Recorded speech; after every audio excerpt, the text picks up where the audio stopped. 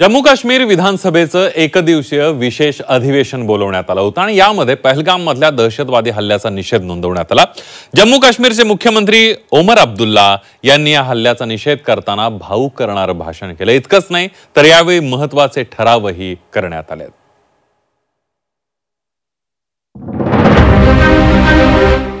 पहलगाम मधल्या दहशतवादी हल्ल्याच्या जखमा प्रत्येक भारतीयाच्या मनात आहेत।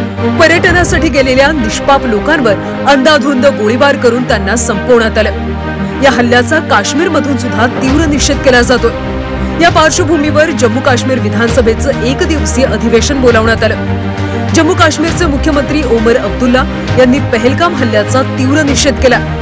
जम्मू काश्मीरात भारतच नव्हे जगभरातून पर्यटक येत असतात। पर्यटकांची सुरक्षा ही आमची जबाबदारी आहे।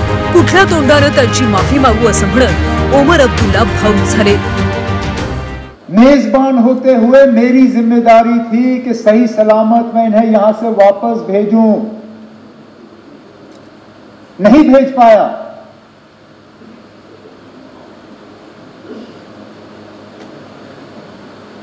और माफी मांगने के अल्फाज नहीं थे।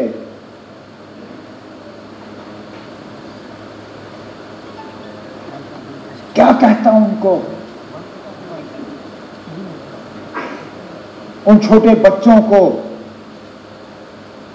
जिन्होंने अपने वालिद को खून में लपेटा हुआ देखा। पहलगाम मृतांच्या कुटुंबियांच्या दुःखाला पारावर उरला नाही। आपल्या घरातल्या कर्त्या पुरुषांना गमावल्यानंतर कुटुंब उद्ध्वस्त झाले। अशा परिस्थितीत राज्याचे प्रमुख म्हणून सुरक्षेची जबाबदारी राज्याच्या प्रमुखाची असते हे सांगताना ओमर अब्दुल्ला विधानसभेत भावुक झाले। मेरे पास अल्फाज नहीं थे कि मैं क्या कह के उनके घर वालों से माफी मांगूं।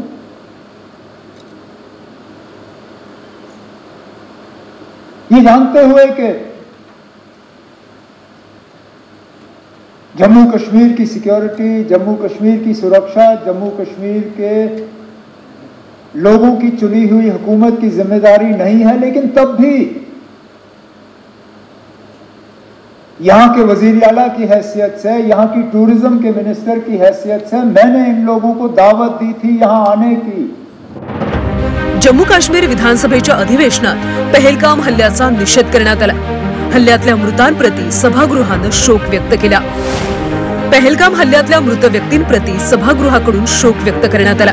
सभागृह पीडित आणि त्यांच्या कुटुंबियांच्या सोबत आहे असं सांगण्यात आलं। सय्यद शाह यांनी पर्यटकांना वाचवताना जीव गमावला। सभागृहाकडून त्यांना सलामी देण्यात आली। जम्मू काश्मीरच्या लोकांनी हल्ल्यानंतर एकता दाखवली, त्यांचं कौतुक केलं। शहरांमध्ये शांततापूर्ण निदर्शनं, पर्यटकांना मदतीचा हात देण्यात आला। माध्यमांनी जबाबदारीनं वागावं आणि भावना भडकवू नये असं सरकारनं आवाहन केलं। परराज्यातल्या काश्मीरी विद्यार्थ्यांचं संरक्षण करा असं आवाहन सुद्धा सभागृहानं केलं। जम्मू काश्मीरचे मुख्यमंत्री ओमर अब्दुल्ला यांनी भावनिक भाषण करून आपण भारतीयांसोबत असल्याचं म्हटलं। या हल्ल्याचा तीव्र निषेध करून अब्दुल्ला सरकारनं आक्रमक आणि रोखठोक भूमिका घेतली। या दुःखद प्रसंगाचा उपयोग राज्याचा दर्जा मागण्यासाठी राजकीय हेतूनं करणार नसल्याचं देखील त्यांनी स्पष्ट केलं। सर्वांनीच या काळात एकत्रित राहण्याची भूमिका घेतल्यानं त्यांचं आता कौतुक होतंय। ब्युरो रिपोर्ट, झी 24 तास, मुंबई।